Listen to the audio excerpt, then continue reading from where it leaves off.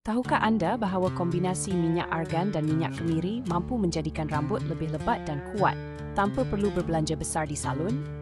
Minyak argan kaya dengan vitamin E dan asid lemak yang membantu melembabkan serta memperbaiki struktur rambut yang rosak akibat pencemaran dan penggunaan bahan kimia. Minyak kemiri pula terkenal dalam tradisi Melayu untuk merangsang pertumbuhan rambut baru, menguatkan akar rambut dan mengurangkan keguguran rambut. Untuk menyediakan masker ini, campurkan 1 sudu besar minyak argan dengan 1 sudu besar minyak kemiri asli.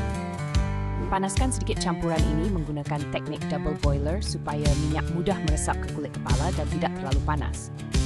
Sapukan perlahan-lahan ke seluruh kulit kepala dan helaian rambut, kemudian urut selama 5 hingga 10 minit untuk melancarkan peredaran darah dan membantu penyerapan nutrien. Biarkan masker selama 30 minit hingga 1 jam sebelum membilas dengan syampu lembut tanpa bahan kimia keras. Amalkan 2 kali seminggu untuk hasil yang ketara dan rambut yang lebih sihat. Dengan rutin ini, rambut anda akan terasa lebih lembut, kuat, berkilau, dan kurang gugur. Cubalah hari ini dan alami sendiri perubahan semula jadi yang menakjubkan dari bahan mudah yang ada di dapur anda.